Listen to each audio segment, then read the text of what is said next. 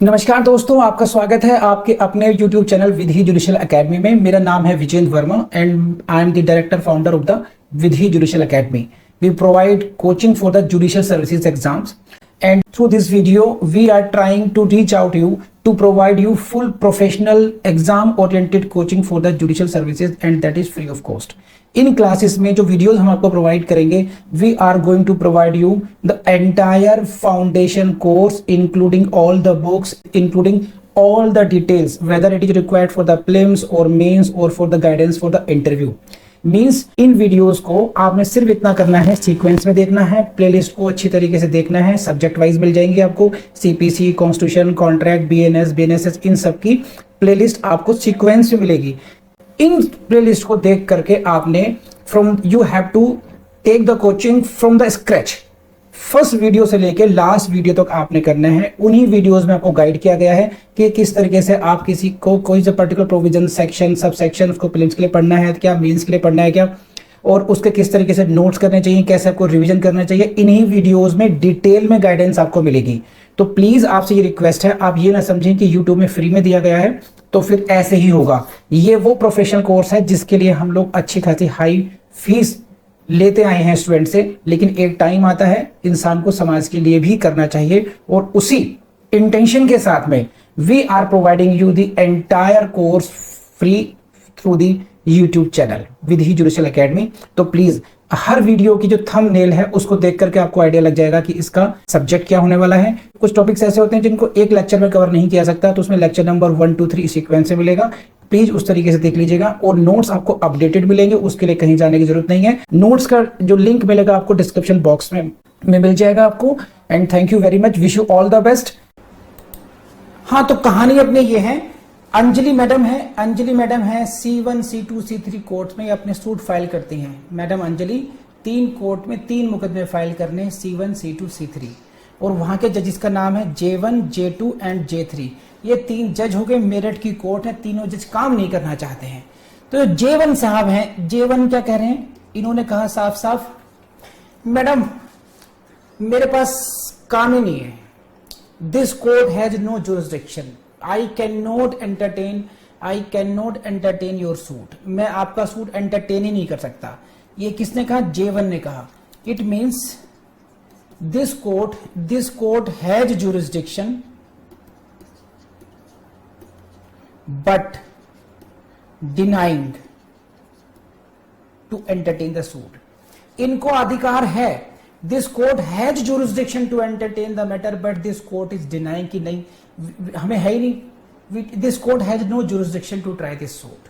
तो एक बात ये हो गई, jurisdiction है बट आप एक्सरसाइज नहीं करना चाहते। एक दूसरी कोर्ट है J2, इसका भी काम करने का मन नहीं है, ही इज एंटरटेनिंग, जुरिस्डिक्शन है, लेकिन ये कर रहे, he is exercising this jurisdiction illegally. It means not following the procedure, irregularity कर रहे हैं भाई साहब, कभी कुछ करना, he is not proceeding as per the law. And जो थर्ड जज साहब हैं वो कह रहे हैं, मैडम सूट नंबर 1 नहीं, suit number 2। Means what, jurisdiction नहीं है उनका जिस केस को डील करने का, तब भी कह रहे हैं नहीं मैं इसे डील करूंगा। तो ऑल दीज 3 पर्संस, जज नंबर 1, जज नंबर 2, जज नंबर 3 आर कमिटिंग एक जीनस जुरिस्डिक्शन एरर। मतलब एक ही गलती कर रहे हैं, वो क्या है, कॉमन गलती क्या है, that is regarding to the exercise of the jurisdiction. उनके क्षेत्राधिकार से संबंधित तीनों ही जज अपनी गलतियां कर रहे हैं।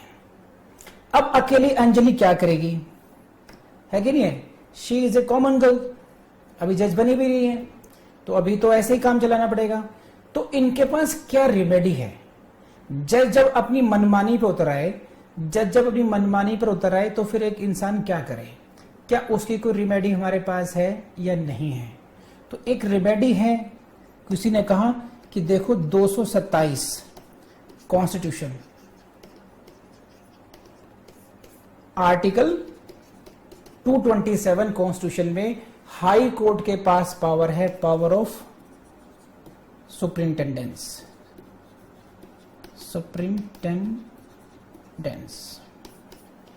इन सबको सुपरवाइज करने की, इस सबको एडमिनिस्ट्रेटिवली कंट्रोल करने की पावर हाई कोर्ट के पास में है। हाई कोर्ट के पास आप इनकी दरखास्त लगा दीजिए, वो इनकी, या आप रिट जुरिडिक्शन में चले जाइए। कहां चले जाइए? रिट में चले जाइए कि these courts are not exercising their jurisdiction properly. ये जो कोर्ट्स हैं अपने जुरिडिक्शन का प्रॉपर एक्सरसाइज नहीं कर रही हैं, आर्बिट्रेरली बिहेव कर रही हैं, मनमाना बिहेव कर रही हैं। एक तो ये तरीका हो गया। दूसरा तरीका क्या है? कोई और भी तरीका है क्या? दूसरा तरीका डिवाइस किया गया है सीपीसी के द्वारा, and that is in the form of what? Revision. That is in the form of process of revision given under section 115. So section 115 provides you remedy. What I am saying? Section 115 provides you remedy when the subordinate courts commit some error related to their jurisdiction.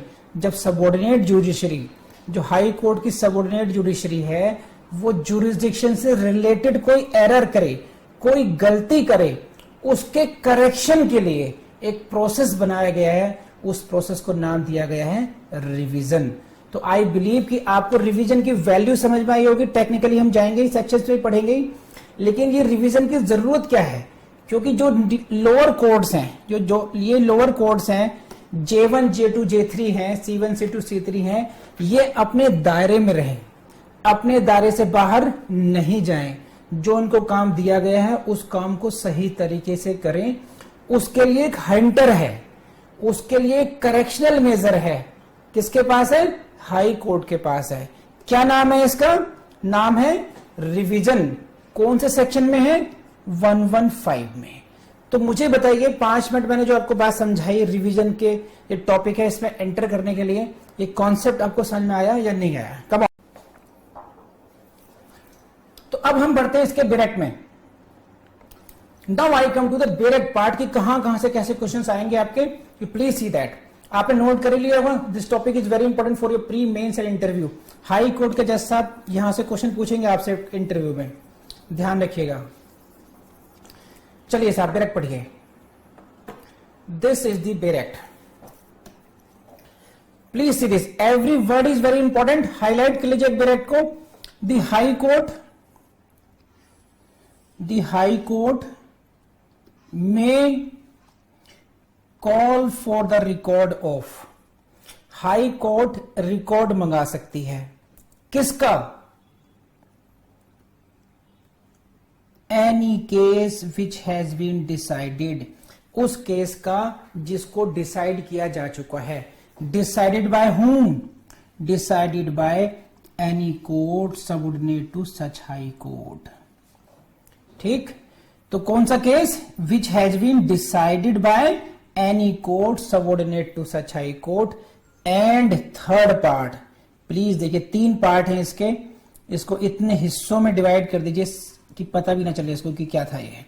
In which no appeal lies thereto. So point number 1 High Court, number 2 may, number 3 any case decided, number 4 by any court, number 5 no appeal lies thereto. So these are the 5 important points which I am going to discuss in this the very first part of this section.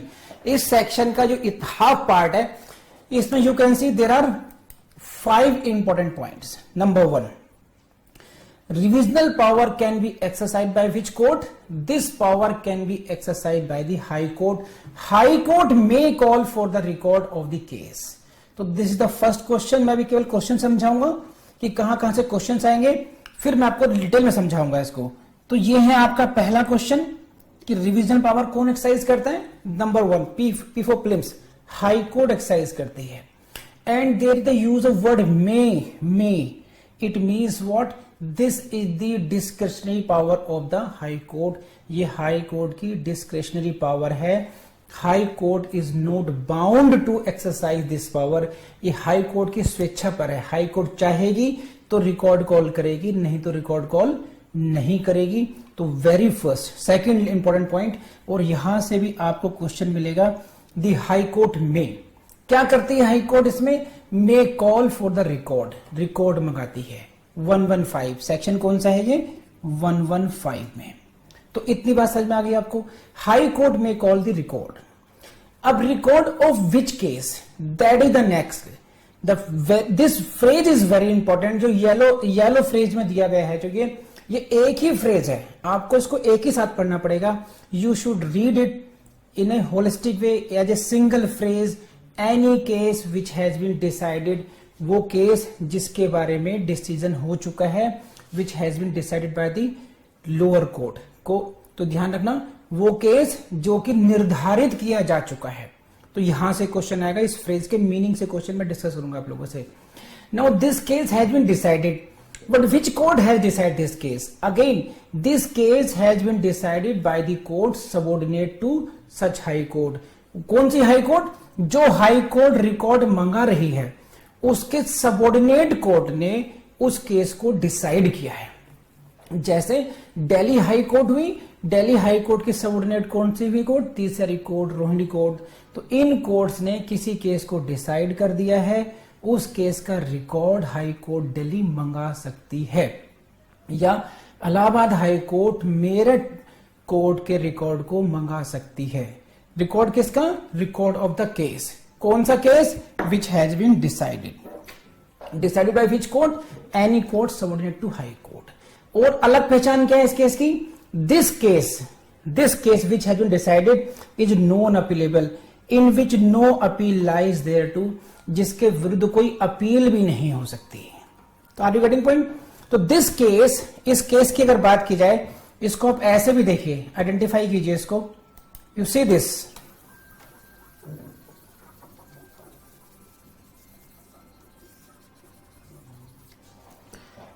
this is the case number 1 branch which has been decided by this court and in which no appeal lies thereto.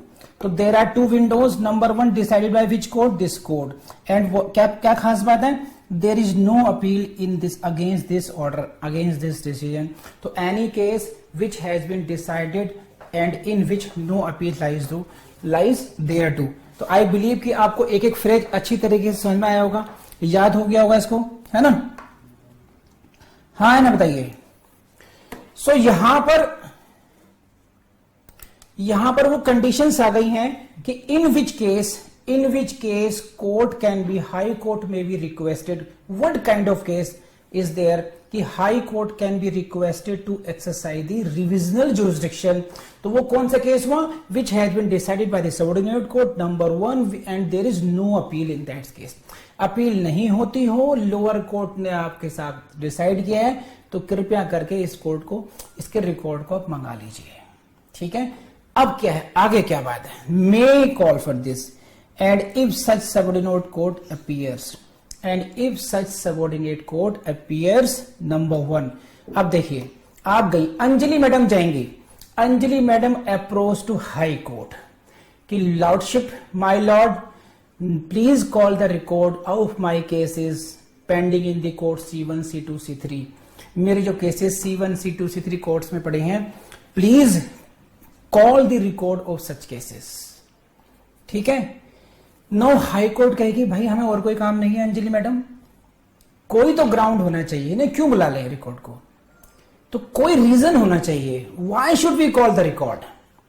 So now she will explain the reasons then, because if such courts, why request is being made, if such subordinate courts appears, क्योंकि नीचे वाले जो subordinate courts हैं, lower courts हैं, they appears what, to have exercised a jurisdiction not vested in it by law। this is the number A1। because जो lower court है, the lower court means subordinate court appears to have exercised a jurisdiction not vested in it by law।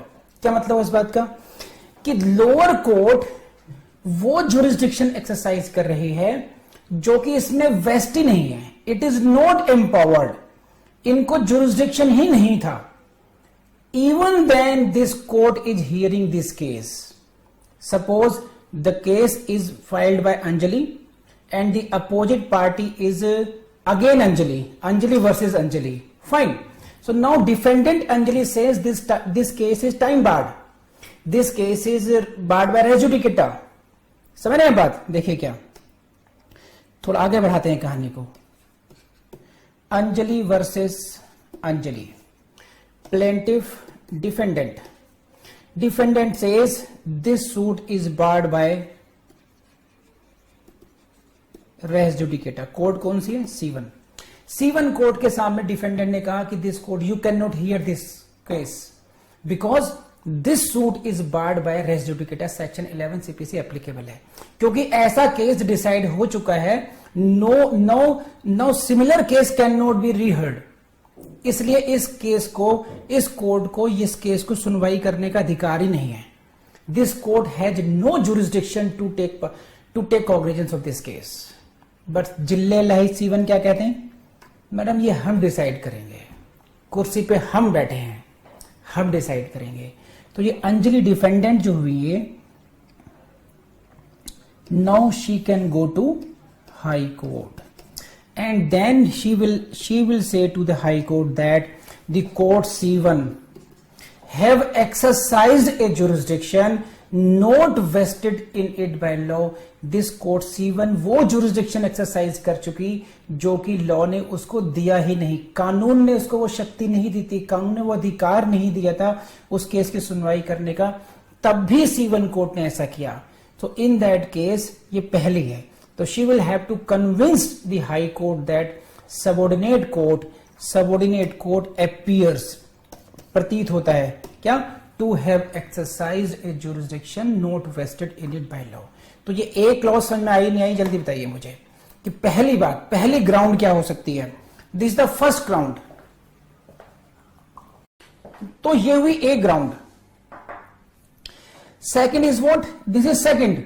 B, to have failed to exercise a jurisdiction so vested. This court had jurisdiction, but it failed to exercise this. This is the second ground. Either this, either A, या फिर देखो लिखा और. तो या तो इस court ने, court C1 court exercise a jurisdiction which was not vested. इस कोर्ट को वो शक्ति नहीं थी, तब भी इसने डिसाइड किया. और to have failed to exercise a jurisdiction, इसको ऐसे समझिए. चलिए मैं कहानी बना के समझाता हूं आपको एक तरीके से. जैसे फॉर एग्जाम्पल ये जो अरशान भाई साहब हैं, अरशान भाई साहब के पिताजी चले गए हज पर. सही है, कहां गए? हज पर. ऐसा समझते हैं, देखते हैं बनती ही नहीं बनती कहानी. I try to make up. So Arshan के फादर यानी कि हाई कोर्ट मानते हैं इस तरीके से, है ना. ही इज ऑन पिलग्रिमेज, कहीं बाहर गए हुए, हज पे गए हुए हैं, और वो कह गए, डिप्यूट कर दिया है उन्होंने छोटे भाई को, ब्रदर को, बड़े भाई को इनके. And now he is this subordinate court. Subordinate court कि अरशान को कोई भी दिक्कत आएगी, he will come to you and you please give him justice. Arshan को कोई दिक्कत आए तो you please solve his problem. Fine. So now Arshan is the plaintiff, Arshan is a party, and now if he has any kind of grievance he will approach to the court, that is the brother, and he is duty bound, brother is duty bound to give the justice, to impart justice or to help him out. Now first condition is what? पहली condition क्या थी हमारी 115 की? This was the to have exercised a jurisdiction not vested in law, यानी जिस काम की उनको अधिकार नहीं था वो काम हाथ में लेना. To exercise a jurisdiction not vested. अब भाई साहब मिल रहे हैं नूरजहां से. अरशान वर्सेस नूरजहां, सब जानते हैं नूरजहां कौन है. अब नूरजहां से लड़ाई चल रही है. बीएफ वर्सेस जीएफ की लड़ाई चल रही है. भाई ने देखा क्यों लड़ रहे हो, मैं बताता हूं क्या करना है तुम लोगों ने इसके. अरशान ने कहा भाई आपका काम नहीं है ये. अरे कैसे नहीं है, पापा ने कहा है मुझे, I will decide your dispute. Arshan कह रहे हैं sir this is not your jurisdiction, this is mutual. No, I will decide it. I am duty bound. So in this case, brother of Arshan is unnecessarily taking those matters which he is not supposed to take up the matters. So jurisdiction नहीं है, तब भी उसको jurisdiction को exercise करना. हाँ नूरजहां लगाओ 2 चाटे इसके, गलत किया इसने. So now he is exercising the jurisdiction which he was not supposed to. So this is the first condition. I believe कि आप कभी नहीं भूलेंगे आप लोग. To have exercised the jurisdiction not vested in it by law. Court वो jurisdiction exercise करे जो कि लॉ ने उसको नहीं दिया है. तो मुझे बताइए बात समझ में आई नहीं? हाँ ना बताइए. ठीक. Now come to the second point. To have failed to exercise a jurisdiction so vested. Now दूसरी बात में. Now अरशान आया पिटता पटाता हुआ, है ना, कि भाई मुझे पड़ोसी ने पीट दिया, प्लीज सी द मैटर. अब भाई साहब कह रहे हैं ये तेरा मामला है. कह रहे भाई मैं पिटा हूं, मेरे चोट आई है, तुम मेरे बड़े भाई हो, पिताजी ने तुम्हें कहा है ध्यान रखने के लिए मेरा. कह रहे ये नहीं काम, मेरा काम नहीं है. Now this was the jurisdiction of the brother to take care of the brother in this case, Arshan का.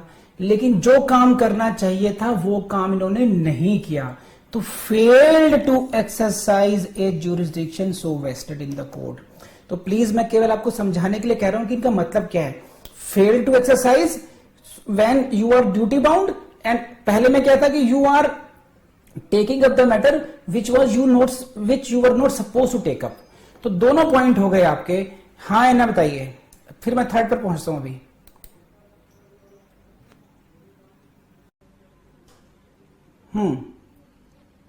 And third is what? To have acted illegally or with material irregularity in the exercise of its jurisdiction. To have acted illegally or with material irregularity. इसका मतलब क्या है? He had the jurisdiction. Now Arshan comes to his brother कि please see this. This is the पड़ोसी से झगड़ा हो गया मेरा. Now he is taking the matter. Jurisdiction है, he is exercising, but पहले 4-5 थप्पड़ अरशान को लगाए. तू गया ही क्यों बाहर? तूने से बात ही क्यों करी? He is not listening him. कुछ नहीं सुना और दे थप्पड़ अरशान पे बरसाने पे. तू गया ही क्यों? गलती तेरी ही है. It means what? He is not solving the matter as per law, as per the judicial manner. He is taking up this illegally or with material irregularity. तो मैंने आपको उदाहरण के रूप में तीनों बातों को बताया. अब मैं इसको कोर्ट के रूप में लेके जाता हूं कि नंबर 1, कोर्ट के पास जुरिस्डिक्शन नहीं था, तब भी जुरिस्डिक्शन एक्सरसाइज किया. ये हुआ एक पार्ट, सही है, नंबर 1. ये हुआ बी पार्ट, जुरिस्डिक्शन था बट उसको एक्सरसाइज ही नहीं किया. एंड थर्ड ये है कि जुरिस्डिक्शन है लेकिन उसकी जो एक्सरसाइज है उसमें प्रॉब्लम है. That is being used illegally और with material irregularity. So when these 3 kinds of irregularities are there, any of these, अगर कोई ऐसी कंडीशन होगी, in that case only High Court में call the record. High Court को convince होना चाहिए, satisfaction होना चाहिए कि there is some kind of jurisdictional error, जो मैंने आपको बताई है. हाँ प्लीज बताइए. तो ये तीनों प्रकार की जो ग्राउंड्स हैं वो आपको समझ में आई या नहीं आई? बताइए जल्दी से. दिस इज, ये मैं आपको एक ही स्लाइड में दे रहा हूं क्योंकि यही पूरा क्रक्स है इसका 115 का.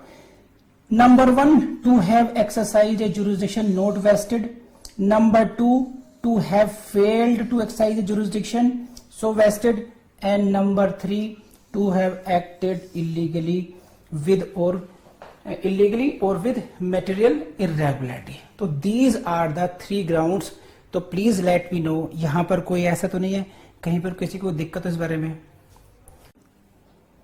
Next, then High Court may make such order as it thinks fit. In that case high Court may make order if the court is satisfied.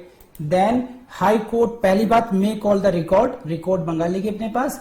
Then High Court may make such order, High Court ऐसा order कर सकती है जैसा कि high Court को उस case में उचित लगे। तो this is all about the first part of the 115। 115 का जो पहला पार्ट है वो आपका यहां तक कंप्लीट हुआ। अब इसमें कुछ क्वेश्चन पर आते हैं। तो अभी तक हम लोगों ने क्या देखा, ये कंडीशंस आई हैं, दीज आर द कंडीशंस। सी, इनको पढ़ लीजिए एक बार और फिर हम लोग आगे बढ़ जाएंगे। Following conditions must be satisfied, following conditions must be satisfied before revisional jurisdiction can be exercised.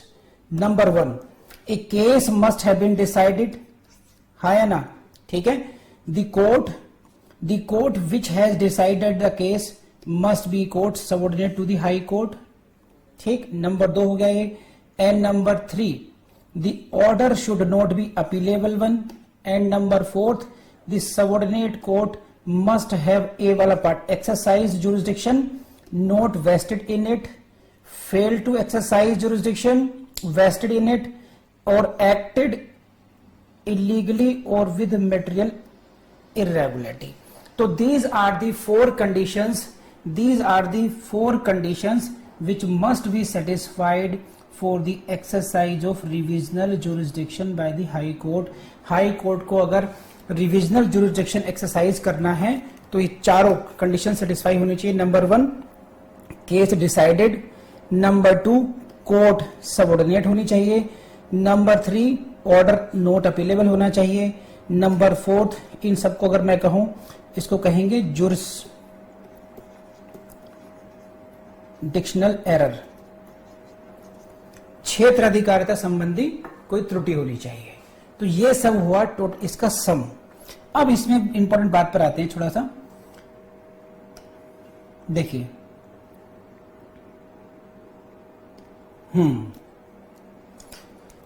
Please say this. Exercise of the revisional jurisdiction, exercise of the revisional jurisdiction by the High Court is discretionary. P4 prelims लिख लीजिए, यहीं से question आएगा, लिख लीजिए। The High Court is not bound to interfere merely because the conditions laid down in clause A, B, C of section 115 are satisfied. आप लोगों ने पढ़ लिया होगा, अब मैं आपको समझा देता हूं। देखिए है क्या, बिकॉज हम लोगों ने यह ध्यान रखना, मैंने आपको एक वर्ड दिखाया था 115 में हाई कोर्ट में, and now I am going to explain, this is the importance of this. High Court में, and now you see this, what is the importance of the word may 115 में।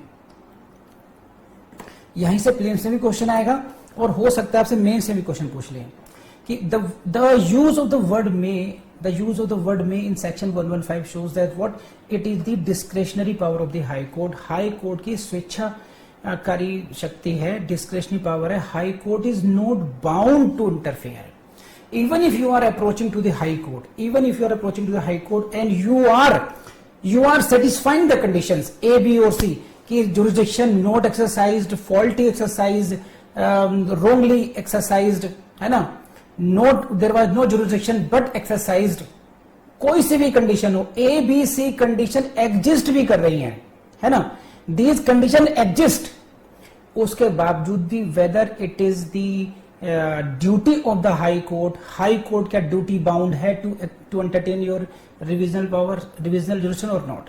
तो answer is high court is not bound to interfere. High court हो सकता है उस order को interfere ना करे, इसके बावजूद भी कि ए, बी और सी की कंडीशंस एग्जिस्ट करती हैं तब भी। Are you getting this point? क्या कह रहा हूं मैं आप लोगों से? Because the word is what may, ये हाई कोर्ट की डिस्क्रिशनरी पावर रहेगी कि हाई कोर्ट किस मैटर में इंटरफेयर करे और किस मैटर में इंटरफेयर नहीं करे।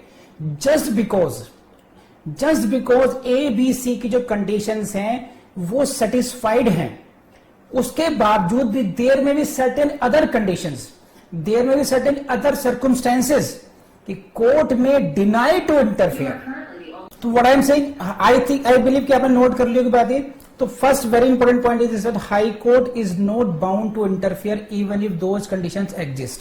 तो ये बात हुई आपको, High court will not interfere in this case. तो High court is not duty bound, यहां से क्वेश्चन आपको आएगा। देखिए कब कब ऐसा हो सकता है। See, an applicant invoking the revisional jurisdiction of the High Court must show not only that there is jurisdictional error, but also that interest of justice call for the interference. तो ध्यान रखना, नंबर 1 एंड नंबर 2 बात यहां पर आ गई है. That applicant will have to show that there was a jurisdictional error and secondly interest of the justice call for the interference. तो ये बात हुई. तो टेक्निकली जो एप्लीकेंट है who is going before the high court, who are going before the high court to call for the interference कि high court should interfere in this matter, high court should vary this order, ये जो order गलत हुआ है, there is a jurisdictional error in this case. तो केवल technically आपको यही प्रूव नहीं करना पड़ेगा. You will have to prove besides this that interest of justice, न्याय के हित भी तभी सधेंगे जब इसमें हाई कोर्ट इंटरफेयर करेगी. हाई कोर्ट के इंटरफेरेंस के लिए jurisdictional error plus need for the ends of the justice, interest of justice is also the second criteria which should be kept in mind. Jurisdictional error plus interest of justice. जैसे for example इसको देखिए ऐसे समझिए इसको, ये देखिए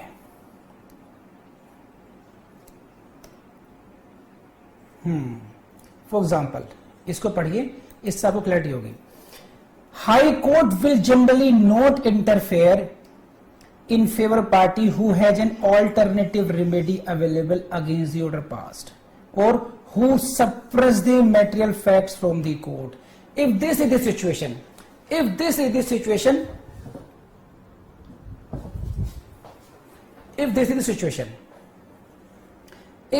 situation, है ना, if this is the situation, who suppresses the material fact, यानी कि अगर कोर्ट को यह लगता है कि ऑल्टरनेट रेमेडी है तो हाई कोर्ट के सामने आपने जाके प्ली किया. समझिए इस बात को. तो अब यहां देखो आपने क्या हुआ, ए बी सी, इससे ज्यादा इंटरेक्टिव क्लास नहीं होती कहीं पर भी. मैं हर 2 मिनट बाद पूछता हूं कि कुछ समझ में आया नहीं आया. अगर मैं कह रहा हूं कि यहां कंसंट्रेट करो तो यहां करो, फिर इसका मतलब सही है. ए बी सी की जो पॉइंट्स हैं आपने वो प्रूव कर दिए कि there was, this is the case of jurisdictional error. Jurisdictional error है, हाई कोर्ट भी मानती है, yes there was some kind of jurisdictional error in this case, but my dear applicant you have other alternative remedy. अब जरूरी नहीं है कि अब रिवीजन में ही आएंगे, you have other kind of remedies, so you can avail those remedies. तो अगर कोई ऐसी रेमेडी है जिसकी डिटेल में हम लोग नहीं जाएंगे अब, तो in that case high court से that this is our discretionary power. ये हाई कोर्ट की डिस्क्रेशनरी पावर है. तो हाई कोर्ट चाहे तो आपको रिलीफ दे, नहीं तो मना कर सकते हैं, इंटरफेयर करने से मना कर सकती हैं. तो ए बी सी की जो ग्राउंड्स हैं, जुरिसडिक्शनल एरर है, केस डिसाइडेड है, सबऑर्डिनेट कोर्ट है, नॉन अपीलेबल था, सारी कंडीशन सेटिस्फेक्शन होने के बावजूद भी ये काम हो सकता है. ये ऐसे समझिए आप इसको, इस तरीके से समझिए. अंजलि मैडम की सगाई हो गई, शादी की बात चल रही है, ठीक है. अंजलि मैडम से कहा गया, अंजलि मैडम मुझे शादी नहीं करनी. कि क्यों नहीं करनी भाई लड़का आईपीएस ऑफिसर है, पढ़ा लिखा है, अच्छे खानदान से है, देखने में स्मार्ट है, तुम्हारे साथ हाइट की मैच भी है, तुम्हारे साथ जोड़ी सही लगती है, स्वीट नेचर का है, बहुत अच्छा परिवार है, रिस्पेक्टेबल लोग हैं, सारी बातें सही हैं, क्यों नहीं करना. अंजलि कह रही मेरी मर्जी. आप बात समझ रहे हैं, सब कुछ होने के बावजूद अंजलि इसको मना कर सकती है. तो हाई, इसको क्या कहते हैं, डिस्क्रेशनरी पावर. तो ध्यान रखना में. अब हाई कोर्ट ऐसा नहीं है, हाई कोर्ट भी अब देख करके न्याय करेगी, बट ये आपके लिए टेक्निकली जानना जरूरी है कि whether the high court is bound और not. High court is not bound. और भी क्या हो सकता है, कई बार कहता है हु इज नॉट विजिलेंट. देखिए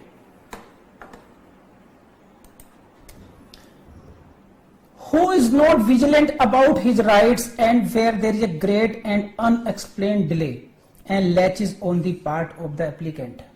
This can be a situation.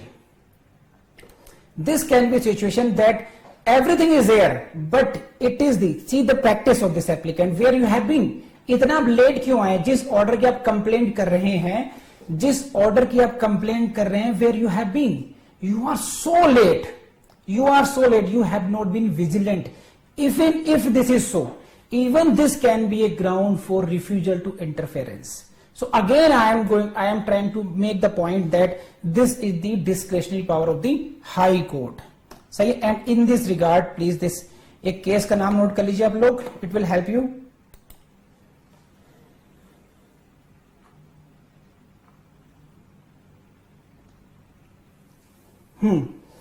General principle, case का नाम मेजर एस के Khanna versus brigadier F S Dhillon. Explain the general principles regarding ambit and scope of the revisional powers of the high court. यहां से prelims से question पूछा जाएगा. Out of following case, in which out of the following case, निम्नलिखित किस case में revisional powers, high court के revisional powers के संबंध में जनरल प्रिंसिपल्स को लेट डाउन किया गया है. In which case the court discussed the scope of the revisional powers of the High Court under section 115. Case का नाम पूछते हैं, आपने देखा ही है, प्रीलिम्स से क्वेश्चंस आते हैं इस तरीके केस बेस पर. तो मेजर एसएस खन्ना याद रख लेना, खन्ना केस भी याद कर लेंगे, इतने काम चल जाएगा आपका. तो एक पॉइंट मैंने आपको मिट आउट करा कि हाई कोर्ट की डिस्क्रेशनरी पावर्स हैं. नेक्स्ट पॉइंट इंपॉर्टेंट नोट कर लीजिए, यहां से क्वेश्चन बनता है, मेन से पूछेंगे नहीं. Whether there is any specific form application की, no particular form of revision is prescribed in the code. ठीक है, कि आपकी ये एप्लीकेशन है, एक तो प्लेंट का मोड होता है. प्लेंट किस तरीके से, एक प्रिस्क्राइब तरीके से जाएगी, परफॉर्मे में जाएगी. मेमोरेंडम ऑफ अपील का एक प्रिस्क्राइब तरीका होता है ना. तो क्या रिवीजन का है, कोई ऐसा प्रिस्क्राइब फॉर्मेट नहीं दिया गया है. लिमिटेशन पीरियड क्या होता है, आर्टिकल 131 में बताया गया है 90 डेज के अंदर, with in 90 days you should approach, 90 days from the date of that order against which you want to approach High Court for revision. The limitation period is what, 90 days. 90 दिन के अंदर आपको हाई कोर्ट अप्रोच करना चाहिए if you want that High Court should exercise revisional jurisdiction. Got it or not? And the most important point, जिसके लिए आप लोग बड़े बेचैन थे कि कहां लिखा है, वो अब आपके सामने है. Who may apply, revision high court के सामने कौन कौन एप्लीकेशन लगा सकता है, कौन नहीं लगा सकता. ठीक है, अब जाहिर बात है बेरेक्ट में बात नहीं दी गई है, तो फिर यहां पर कॉमन सेंस है, जिसका केस है, जो एग्रीव्ड होगा वही जाएगा. देखिए इसमें who may apply, a person aggrieved by an order passed by a court subordinate to the High Court may file a revision against such order, but the High Court may even suo motu exercise revisional jurisdiction. P4 prelims. यहां से question आता है कई बार कि क्या high court suo motu भी revisional jurisdiction exercise कर सकती है या नहीं कर सकती है. Answer is yes. Otherwise who will apply, this is the any person aggrieved. और जब ऐसा कहा जा रहा है तो ही मे बी पार्टी और he may not be party. A person other than a party to the proceedings can also bring illegality or irregularity to the notice of the High Court. Case का नाम लिख लीजिए, Swastik oil mills limited versus CST. समझे. तो a person other than a party to a proceeding, a person other than a party, यानी कि वो ना वो प्लेंटिफ है, ना वो डिफेंडेंट है, लेकिन वो क्या है, मैं दुखी हूं. कौन हो तुम, मैं दुखी हूं. ठीक है. सो दुखी व्यक्ति, जिस व्यक्ति को उस ऑर्डर से पीड़ा है, जिस व्यक्ति को उस ऑर्डर से समस्या हुई है, that person can approach to the high court for the revisional jurisdiction. Got it. तो यू विल, कैसा क्वेश्चन आएगा लिख लीजिए, लिखिए, write down a question. High court can exercise jurisdiction under section 115. Option A, on application of aggrieved of the part, ऐसे कहते हैं, sorry, इसको only on application of party, B application of aggrieved person, C suo motu, D B and C both. Answer is ठीक है. सो ये point भी clear होगा आपका.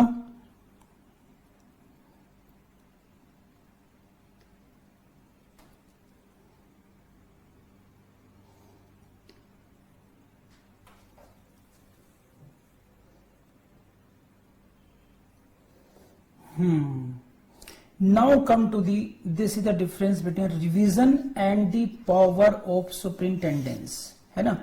पावर ऑफ सुपरिटेंडेंस, इसमें अंतर क्या है मैंने आपको डिस्कस किया था. अब दोबारा डिस्कस करते हैं इस बात को. क्या है ये, देखिए एक आपको याद, अभी हम लोग पढ़ रहे हैं section 115 and another article is आर्टिकल 227 of the constitution. So both what is the similarity, इन दोनों में सिमिलैरिटी क्यों है एंड क्यों हमें डिस्कस करना पड़ रहा है.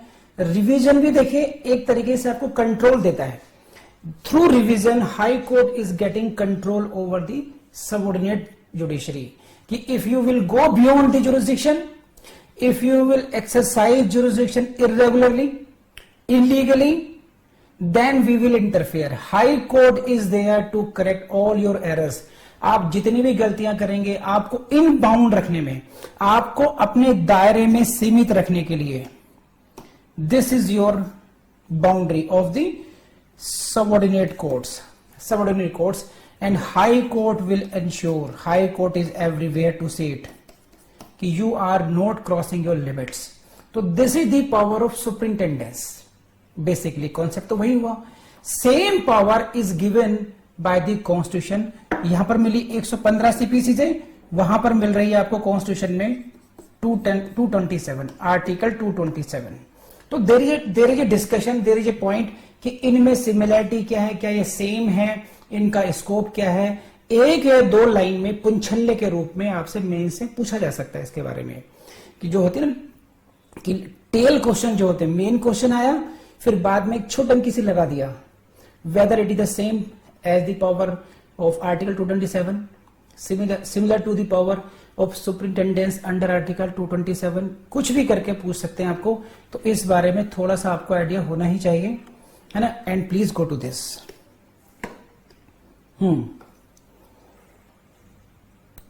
पढ़ लीजिए, नोट्स मेरे ख्याल से मिल गए होंगे आपको.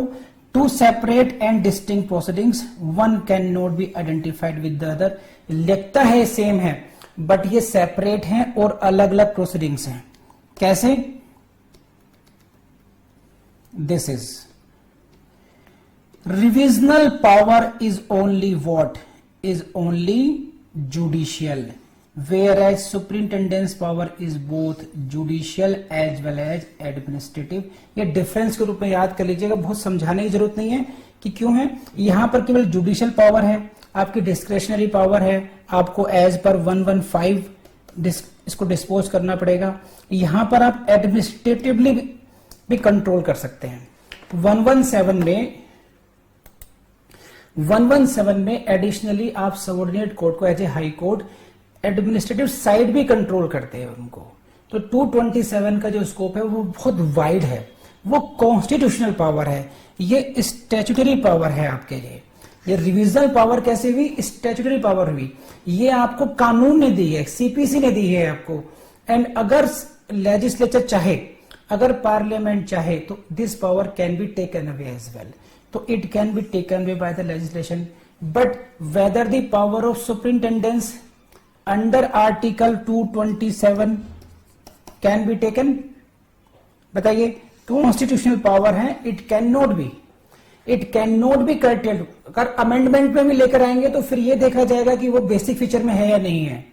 लेकिन जैसे जो रिविजनल पावर है इसको सिंपली एक अमेंडमेंट करके बाहर किया जा सकता है. It can be taken away. The same thing can not be done with the 227. आप बात समझ रहे हैं? एक पावर हुई स्टैट्यूटरी पावर, स्टैट्यूटरी पावर का मतलब है कि वो पावर जो किसी कानून ने, किसी अधिनियम ने दी है। जैसे कि यहां पर किसने दी है? सीपीसी ने दी है। सीपीसी ने आपको पावर दी है। कौन से सेक्शन ने दी है? 115 ने दी है।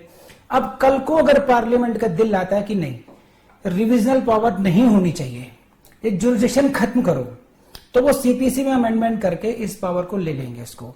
तो इसे कहेंगे कि it this power can be taken away bye A legislation. कोई कानून बना करके, अधिनियम बना करके इस कानून को इस पावर को लिया जा सकता है। लेकिन ये जो पावर ऑफ सुपरिंटेंडेंस है जो 227 की है, वो संवैधानिक पावर है, वो कॉन्स्टिट्यूशनल पावर है, और वो इतनी लाइटली एक कानून बना के नहीं ली जा सकती। और वो उसके लिए या तो कॉन्स्टिट्यूशनल अमेंडमेंट लाएंगे आप, और फिर आई बिलीव कि this is the part of basic feature. ये अमेंडमेंट भी नहीं कर सकते। 226, 227 all these powers are the part of basic features, तो ये भी टेकन अवे नहीं कर सकते हैं अभी। एंड नेक्स्ट दिस इज, देखो एक कॉन्सेप्ट है, कितना वाइडली पढ़ने की जरूरत है इसको।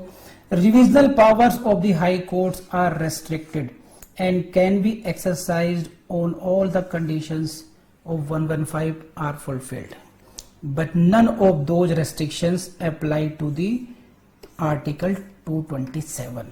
So again ये पढ़ चुके हैं हम लोग, लेकिन एक फॉर्मेलिटी के रूप में डिस्कशन करना जरूरी है। 115 की पावर्स को एक्सरसाइज कब कर सकते हैं? जब 115 की कंडीशन सेटिस्फाइड हो। देखिए दो बातें हैं, सारी कंडीशन सेटिस्फाइड हैं, अंजलि वाला वही बात है ना। अंजलि ने एक बात कही कि अंजलि के पेरेंट्स ने कहा कि मैडम अब आप शादी योग्य, आपकी एज हो गई है, आप शादी कर लो। तो उन्होंने कहा ठीक है, लिखो शर्तें। शर्त नंबर 1, लड़का आईपीएस ऑफिसर होना चाहिए या जुडिशियल ऑफिसर होना चाहिए। ठीक है जी, नंबर 1। नंबर 2, रिस्पेक्टेबल फैमिली का हो, मुझसे तमीज में बात करे, मुंह बिगाड़ के बात ना करे, टेंशन में ना रहे, है ना। घर में कोई नंद नहीं होनी चाहिए, एकलौता लड़का होना चाहिए, और तमाम तरह के बिजनेसेस होने चाहिए। ये सारी शर्तें होंगी तभी मैं शादी करूंगी। तो ये तो कंडीशन हो गई कि दो कंडीशंस मस्ट बी फुलफिल्ड जब मैडम शादी करेंगी। लेकिन वो कंडीशन सारी फुलफिल हो गई, उसके बावजूद भी मैडम का मन है कि शादी करें या ना करें, तो कंडीशंस फुलफिल होने के बाद में डिस्कशन अप्लाई करना है। लेकिन अगर कंडीशन है ही नहीं, लड़का बेरोजगार ही है अभी, तो ये टेकअप ही नहीं होगा। वो सारी कंडीशंस किस लिए हैं कि साहब एक बार को वो कंडीशंस हैं कि high court can entertain this, otherwise 115 की जो कंडीशंस नहीं है, एक हाई कोर्ट रिविजनल जुरिसडिक्शन तभी एक्सरसाइज करेगी जब 115 की कंडीशन सेटिस्फाइड हो। तो revisional powers are restricted by section 115। 115 में जो कंडीशंस दी गई हैं, जब तक वो कंडीशन सेटिस्फाइड नहीं हो जाती तब तक रिविजनल पावर्स एक्सरसाइज नहीं की जा सकती। लेकिन ऐसी जो कंडीशंस हैं 227 में नहीं है। 227 में high court enjoys unlimited powers, ये ध्यान रखिएगा। सो इसमें both seems to be identical, both seems to be similar, but there are such kind of differences as well. तो the topic was this, revision and power of superintendence. तो मैं इसको थोड़ा समाप्त करता हूं 15-20 मिनट में। लास्ट में मैंने क्या क्या पढ़ाया आपको वो समझ लीजिए अभी में, सो दैट आप